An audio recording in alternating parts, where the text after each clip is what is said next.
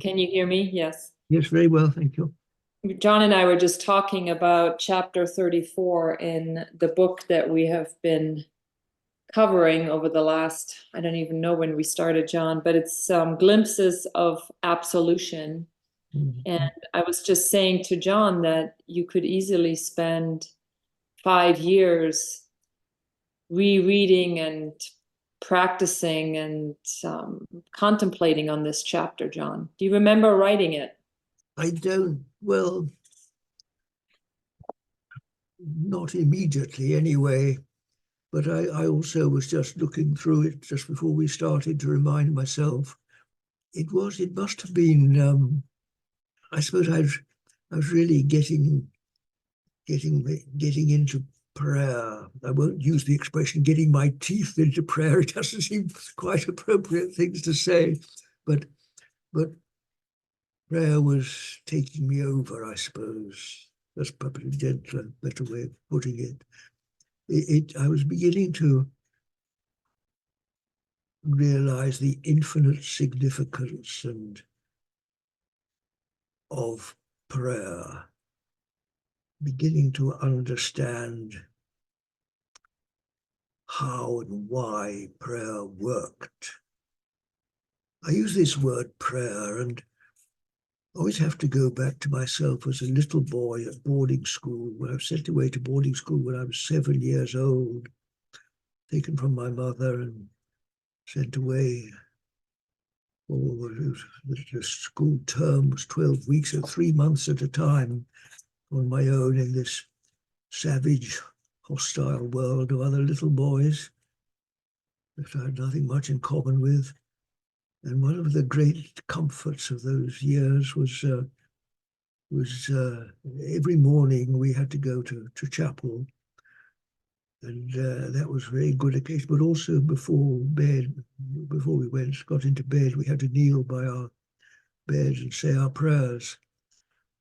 And so well I remember this lonely little boy kneeling by the bed, covering his eyes with his hands and saying, "God bless Mummy and Daddy and Tanya, my sister, and Sammy, our dog, and one or two other dear people in my life." And what a comfort that was, of being able to escape the harshness of the world around me and be reminded of a gentler world. Well, this work of prayer really started in a big way when I was in Russia. The Russians prayer is a very big part of Russian life, a deeply respected part of Russian life. Men of prayer are not the heroes like a sports star is, but they're among the most respected members of Russian society. Men of prayer. Yes, that's so. It really is so. It's something that is deeply honored in Russia. Men that dedicate themselves to prayer, men and women. And one of the common sayings in Russia is that the two purest prayers you ever come across in life are those of a child and those of a mother praying for her child, her son. I'm sure that's absolutely right. I think back to my own early years I was a little boy. Have I ever prayed more purely, better than I did then? And certainly I realized that it's not so much the sophistication of the method, it's the purity of heart. That's really what counts, the pure heart, the sincerity. Of course, that isn't so easy, pure heart. What do we mean by it? We hardly know what it is. I suspect if we were truly pure in heart, we would hardly exist as people. It said the pure in heart see God. Whatever that means. But anyway, this chapter describes I suppose I made these notes because at the time these revelations were new to me, so that I took pains to describe them as exactly as I could, as this was gradually revealed to me. And I've just been rereading them, and I thought how accurate they were, really, and what's happened in the 25 odd years since I wrote them. Well, I don't think I pray any better now than I did then. But I think what has happened is that instead of them just being isolated glimpses of, or first glimpses of it, it's now become an almost continuum, really, of yes, I think it seems to have almost become what I am. Amazingly thing to say, but almost everything that is not prayer has somehow died out of me, I suppose, and what's left is just this life of prayer.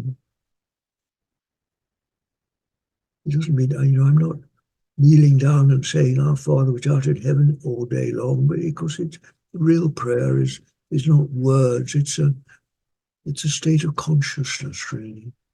It's I suppose you could say, dwelling in spirit, something like that, I suppose. Words don't really serve very well.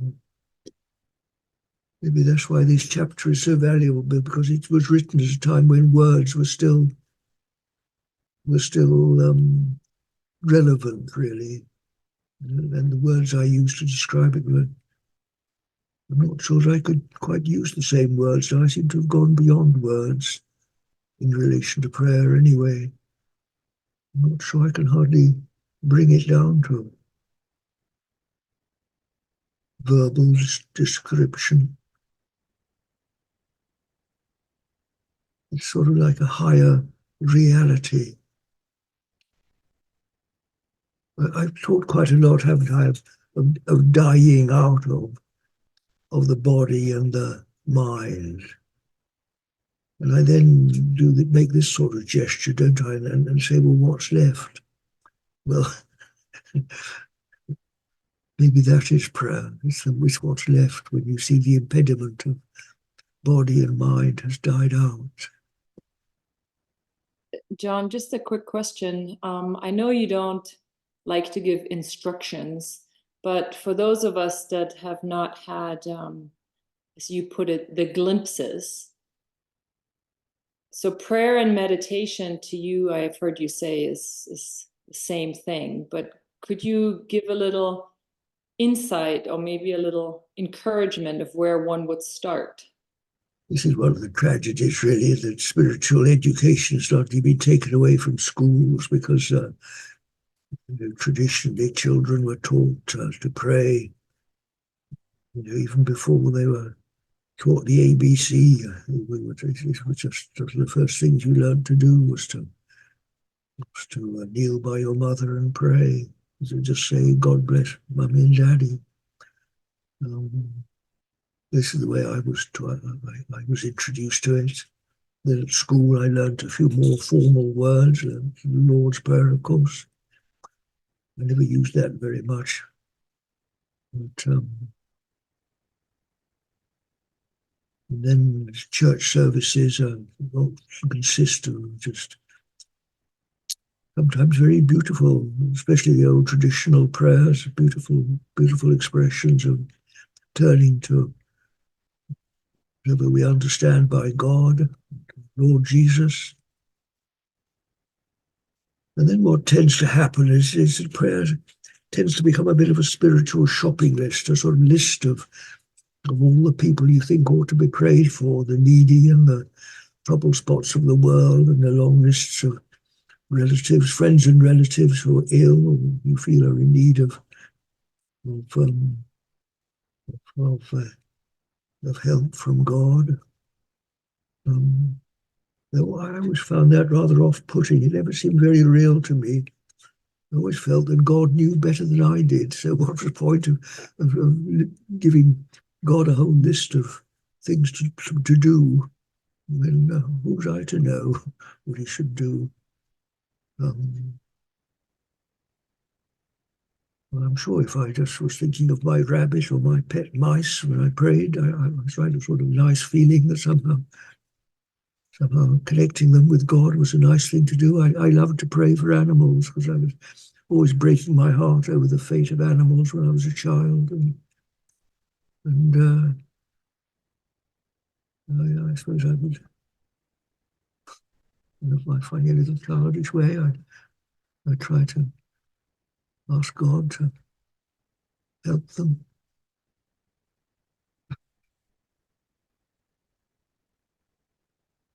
Well, that's how we start, and I suppose that's how I did pray really for the first 25 years of my life, really. I tried to read the Bible. I tried to follow as best I could what I'd been taught at school. But I rather sort of got a bit disillusioned. I don't think I felt it didn't answer the really big questions in me. Perhaps I was searching for a more meaningful way of praying and I didn't know how to go about it. Yes, I think that was probably it. I love to go up on the mountains and I love to seek the wide open spaces. I love those words, don't fence me in. And I was in South America when I was 26 and up on the Andes. I spent days and days totally alone, roaming the vastness of the Andes on my own. I loved that. I somehow felt that merging into the great spaces of the world was something, I wouldn't say probably prayer, but it's something that somehow connected me with God on the one hand and all that I was struggling to understand with in the world on the other. Somehow the space, this infinite space became like a connecting medium, I think, between the two parts of me, one sort of reaching for I knew not what, and the rest of it in agony about the world and what I could do to help the world, what was my purpose in the world. Anyway, I started to meditate when I was 26, and immediately meditation opened up. I remember very well the first time I meditated. I thought, good heavens, I no longer need to go to the far ends of the world to find the great space. It's all within me. And then, almost the next breath, I said, this is prayer. There we are, my friend. Suddenly the penny dropped. And I realized this is prayer. This is expanding the problematic John struggling with the world, with the infinite. And so I've always never had any difficulty. Prayer for me became almost in that, with that realization.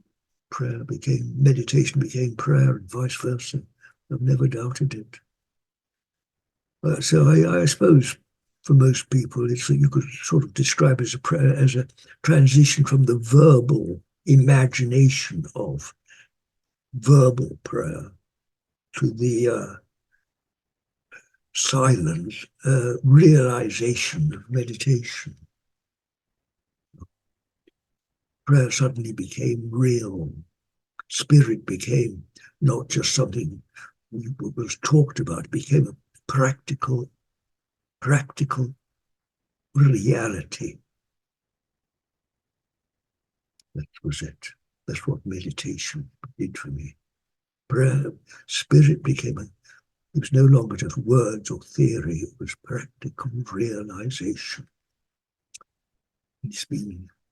That realization has been deeply and expanding ever since. It still is doing so today, as I die out for all of me that is not spirit, in other words, the body and the mind. And I'm transcending into spirit itself. And this is now what I understand as prayer. The prayer is realizing the spiritual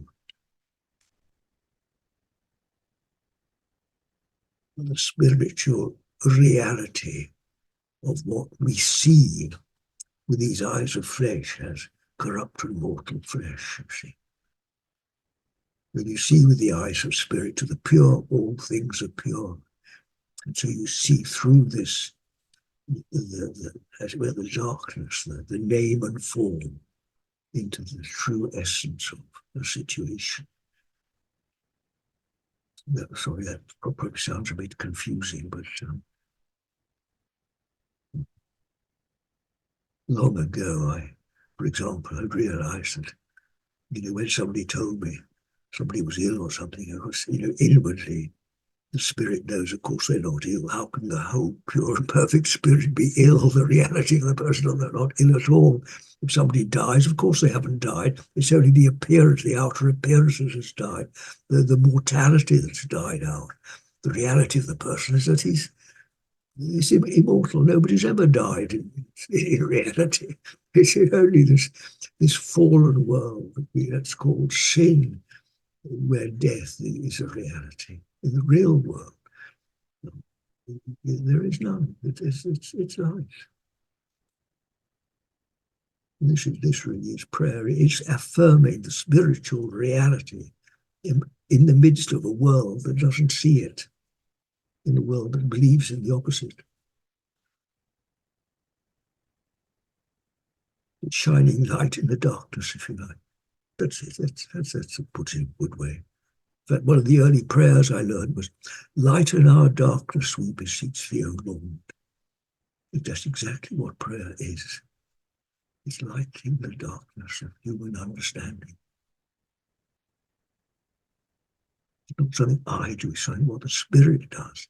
But I've got to remove myself from the impediment, my ignorance, you see, that doesn't see it or doesn't know it.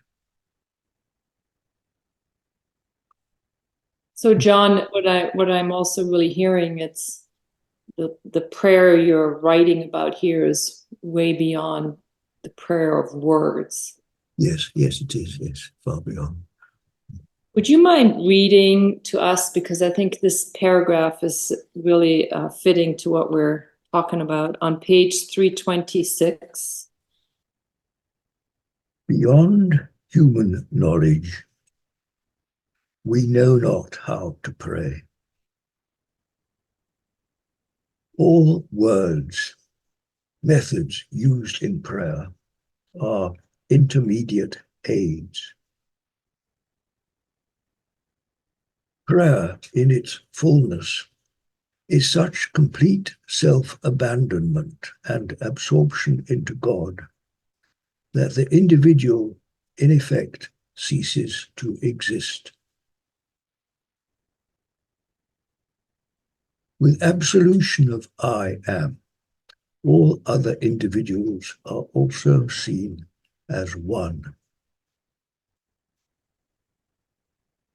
It's entirely comforting to lose individuality, to know nothing, and step back from the usual inadequate communication of our human lives. Real communion, free of personal imposition, time, place, or speech, takes place silently in spirit.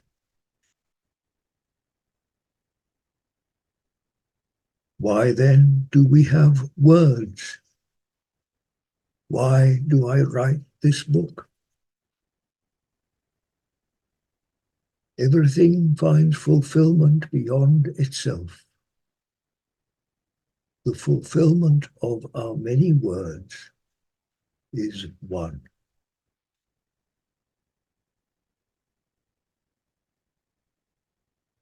Amen. Amen to that. I suppose, yes, the 25 years since I wrote that, I suppose you could say, has been spent trying to put it into practice. So I think the practice is always the key point. Exactly. It's not so difficult to, well, it's quite obviously I was I was I was pleased to be able to write these things. I took care to record them. I recognized that they were important realizations, but I don't suppose I really anticipated at the time that how many years it was required to. I love the old saying, practice makes perfect, to perfect the full reality of what I was then beginning to describe. I wouldn't say I've perfected it now at all, but I'm on my way, dear. I suppose I'm closer to it than I was then. And it's funny. I was just talking this evening in bed. There had a couple of visitors. I'm not one of these people that advertise and encourage many visitors. I don't really do anything. I welcome people when they come, and a few do come. But there's, I've never sought for, really wanted to have millions of followers, because as many years ago I realized that the real work is prayer, the real spiritual work, and it's this in surrender to prayer, which is really the higher spiritual work than talking many words or having millions of followers. I also love the old saying, I think I used it in a video a few weeks ago, those that can do, and those that can't teach. I think there's quite a lot in that. And Yeah. certainly you see this invisible, behind the scenes work of spirit, which is actually infinitely more effective than anything that comes out of my mouth. John, you start this chapter with there's a sentence, spiritual life does not require a show Yes, exactly. more than does the air we breathe. It is the life of all, but least displayed. That's right. The life of all, but least displayed. Exactly. That's the work of prayer. That's why the great men of prayer have often been hermits who just lived unknown, seen unknown. Yes, it's right. This instinctively I feel no less effective, just meditating as I often do, just unseen, unknown, all alone, sitting in a dark corner of the church when I've got a crowd of people around me. It's wonderful. The more you surrender into thy hands, O Lord. I think of the last words of Jesus before he died. That's what he said, isn't it? Into thy hands, O Lord. I find this absolutely now. I find nothing in life more satisfactory than this total surrender into thy hands, O Lord. Not only of my own, what's left of my own existence, but all that I care about in the world, well, in the whole world, really, and all that goes on in it.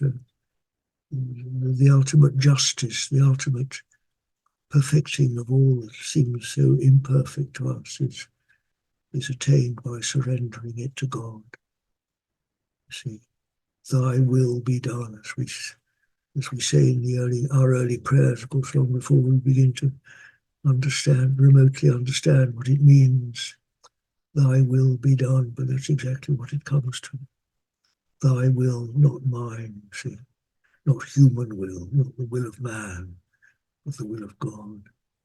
And the will of God sees his perfection, his paradise. All the bad in this world comes from man. And man, his separate identity, trying to live apart from God. That's the human tragedy. That's what's called sin. That's why we die. John, at what point is there a need to let go I'm trying to figure out a way to put this into words, but we're addicted to, I mean, I can only speak for myself, but I observe it in the world, to more knowledge, better understanding. But then there is a point where we have to let go of that and put it, as you put, into practice. I don't know, dear. I think I don't really believe in such words as have to. All this is human compulsion. You see, it's aggression. It's not it. The way of God is the way of love. God calls us, but what does happen is that we reach a point where we just get fed up with the alternative way. We realize that human talk is just, there's 99% just robotic hot air. It's just nothing. So you learn by natural discrimination to talk less. And similarly with most human activities, you realize that they're sort of just childish play, really. They don't really get to grips with the deeper realities of life. So you just get fed up with them. You want something better. So it's this search for deeper meaning, for a more perfect love, and that keeps us going. Those people that have this search for something better, if you're content in this world, well, that's where you stay. Many people do, but there's always some of us that just, some rather misfits in this world. We're searching for something more, something. It's often hard to say exactly what you're searching for. You don't know. You just, we're like birds in a cage, and you're just not. You always want to spread your wings, and you're searching for how does one do it. You may find some mountains which satisfy you for a while, but trouble with mountains, you have to come down again, don't you? You really want the real mountains are inside you, and they're the ones that where you can. They're the real mountains. Although God knows, before we are able to access those, the ones that we do have in this world are lifesavers. Same with love. My life certainly has been, from all beginning to end, it's been this great quest for love's perfection. I've done a lot of loving in this world, but I'm always searching for what's somehow beyond it. Ever greater love.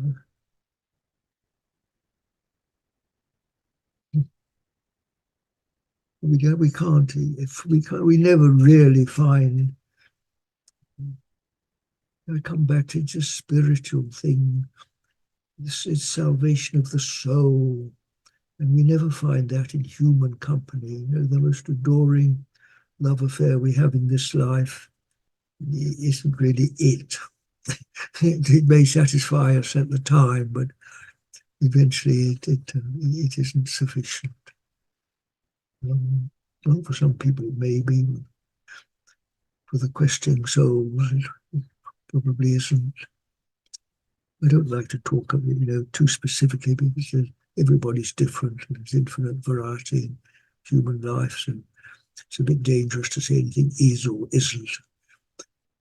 We're all different in our quest, in what drives us. I don't think attempts to force oneself to let go are very successful.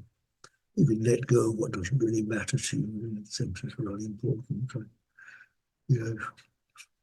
Don't fly in order to reduce the carbon imprint or something. It's not too difficult to do that, but try letting go of the things you really hold deeply in your heart. It's not so easy, is it?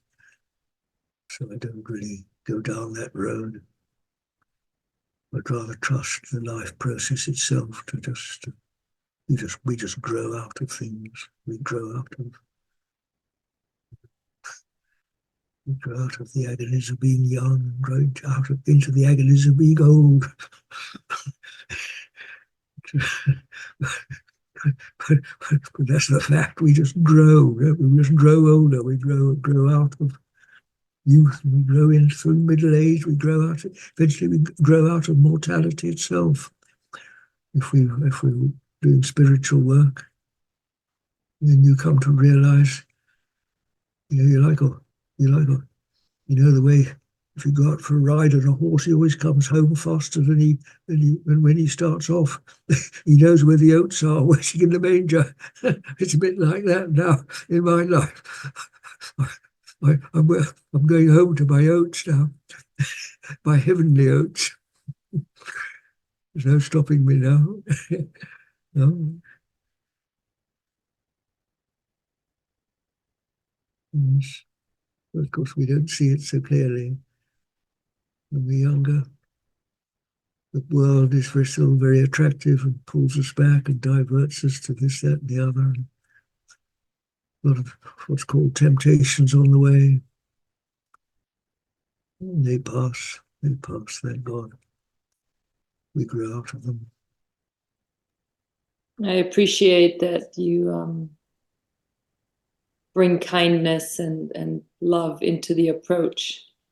Mm. It's so easy to beat yourself up for not praying well enough. That's not the way.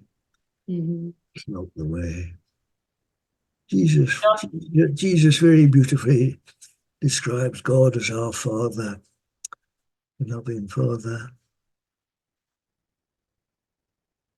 There are intellectual approaches. I've often spoken about different sorts of men. Some are more intellectual, more or less. Some are more motivated by the heart. We are as we are, but I've always been a man of heart, really, motivated by love. Which, on the other side of that, of course, is the great loneliness that one experiences in life. You see, where this insatiable longing for love is not fulfilled. This has been the cry of my heart all my life. Where is the, of course, think in terms of girls, where is the girl that can contain my love, or where is the love that can contain it? I suppose I found the mountains, the land. I loved the farming. I loved the process of interaction with nature. I suppose I poured my love into that, really, which to some extent assuaged my loneliness for human love. But eventually, even that wasn't enough. Now that I'm finding it in spirit, I'm understanding much more why it is that in this life love so seldom seems to work out as ideally as one would wish for. Just this afternoon, I was walking with three other people, and they were saying how difficult it is to find the perfect relationship. And these days, particularly, we tend to switch from one to another, almost, it's like a Skittles on a board, isn't it? You seem to talk of their relationships in the plural, don't they? Instead of loving one person for the rest of your life, you just try so many, and the more you have, some other less, the less it all becomes, more and more of less and less. And so there's this great loneliness that pervades life, this deep, unsatisfied longing.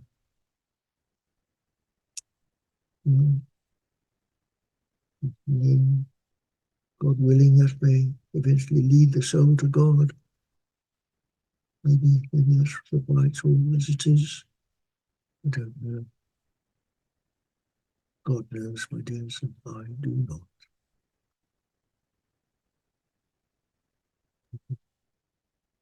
John, would you mind reading on page 332, the second paragraph for us? These days I live impelled to pray. Prayer is absolutely food for life. After many windows of realization, I can no longer doubt that I am synonymous with everything. Whatever touches me affects the whole world, and vice versa. I am acutely aware now that any interruption of regular habits of prayer or forgetfulness of the presence of God is deprivation of life itself. How quickly life fractures and fragments without it. There is no substitute. Prayer is a lifeline for man and also for the world. Now I remember this line. I think this is one of the best lines I've ever written. I wouldn't mind this being put on my gravestone, and if there's one line that I would wish to be remembered, it's this one. There is absolutely nothing in the whole world worth more than an hour of real prayer. We know it when we really pray. And once the realization takes hold, it becomes ever more unbearable to see how we fall into the temptations of me, sloth, greed, and 101 other ways of denying our own best interests. There we are, my dear. There's absolutely nothing in the whole world worth more than an hour of real prayer. We know it when we really pray.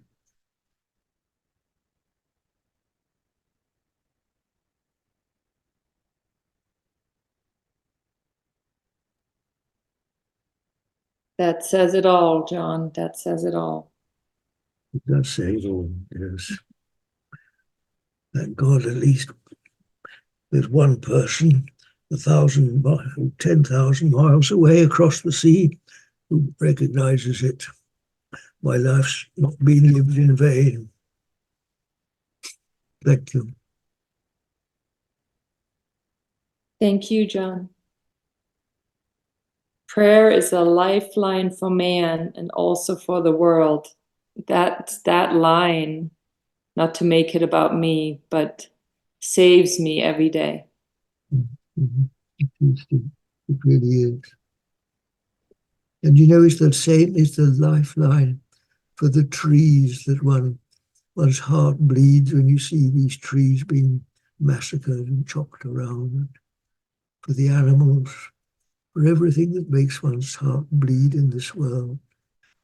Everything that moves us to tears, tears of compassion and pity. Everything, dear, all these bleeding hearts are brought to comfort and wholeness in the work of prayer. So is there anything more worthy?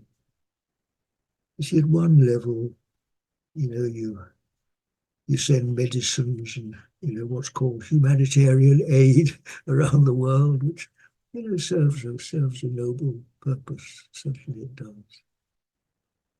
I've got a friend who supplies me with, there's a sort of tonic, which is a sort of complete feel-good tonic.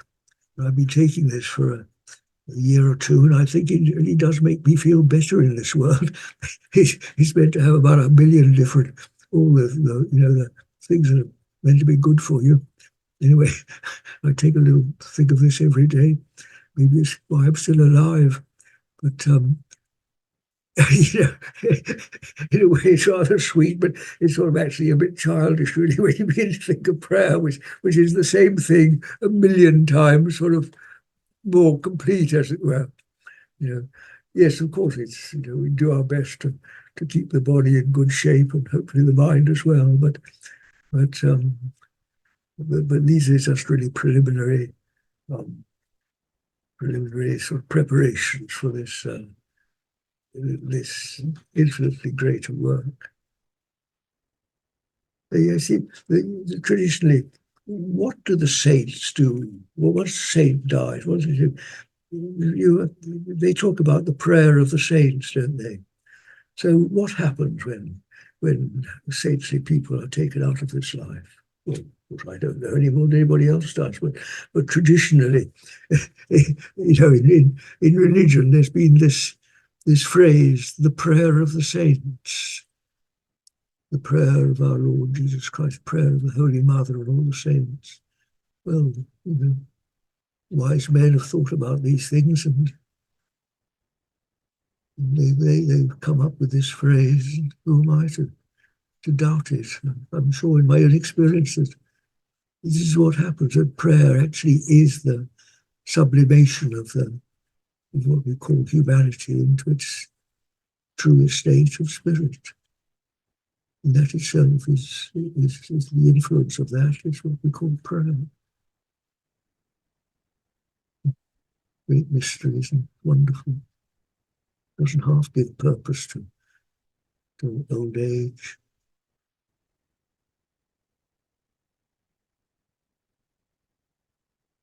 I don't feel my life is ending at all. I feel my life is coming into its ever greater relevance, really, through this work of spirit. So what's dying out is the impediment, it's the obstacle. So it's perfection.